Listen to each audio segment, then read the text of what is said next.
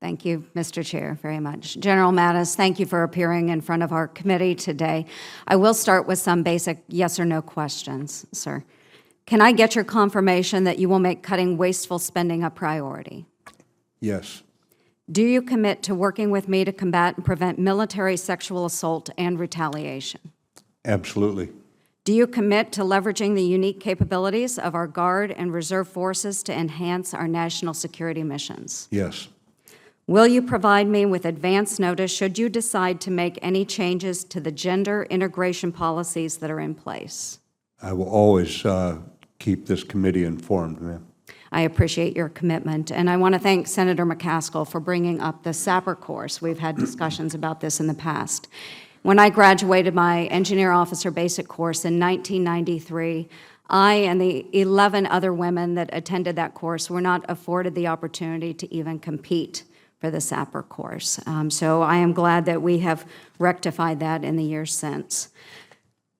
Flash forward 10 years, 2003, Operation Iraqi Freedom 1. I was a transportation company commander serving in Kuwait and Iraq. I had an assigned weapon, a M9, 9mm pistol, but I also had assigned to me an M16 rifle, because the joke that we had in the military was that sometimes the most effective use of an M9 is to simply throw it at your adversary. So when I met with you last week, you emphasized that you are committed to making our military more lethal. To do this, I think one place you need to start is with our military's small arms. Russia continues to upgrade its service rifle, and all while we continue to modify our M4s, many of our troops still carry M16s. The Army can't even figure out how to replace the M9 pistol, first issued in 1982. Take a look at their 350-page micromanaging requirements document if you want to know why it's taking so long to get this accomplished.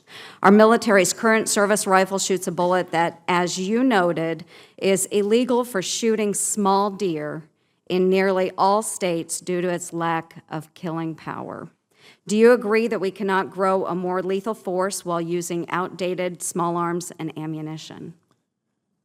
I do agree with that approach, ma'am. I have been away for several years, and as you know, the Army, the Special Forces, the Marines have all been working on creating a more lethal round for the M16, M4. So I'm not current on it right now on what they've done with the actual ammunition to perhaps increase the lethality, so I would have to get current on that. But I'm in 100% agreement with the approach you're taking. Certainly, lethality is very, very important, and we do need to relook that, because I do think that we need to be on par with any of our adversaries. I'm well aware of your experience in CENTCOM, and I thank you for your great service. That region will inevitably and rightfully remain a major focal point when talking about Islamic extremism. However, I do believe we need to look at other regions around the globe, and we cannot turn a blind eye to ISIS in regions outside of the Middle East, such as in Southeast Asia. There are many news reports that have showed those areas are very active. In reports from last year, I noted over 57 Philippine government forces have been killed in battles linked with ISIS groups. There was also an attempted U.S. embassy bombing in Manila, and many other ISIS-claimed attacks throughout that region. Secretary Carter did agree with my assessment on ISIS in Southeast Asia, and President Obama was made well aware of my concerns. However, we have yet to develop a strategy to combat ISIS, especially in those regions where we are not focusing. How should our new administration address the rising threat of ISIS in Southeast Asia, and will you commit to working with me on this, sir? Absolutely, Senator. The way we do this, I think we have to deliver a very hard blow against ISIS in the Middle East so that there's no sense of invulnerability or invincibility there.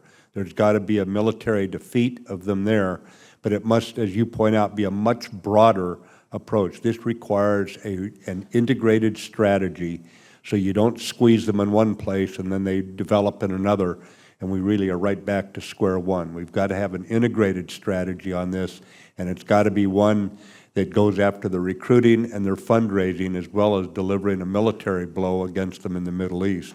And that way you slow down this growth and start rolling it back by, with, and through allies. I appreciate it. God bless you, General. Thank you. Thank you.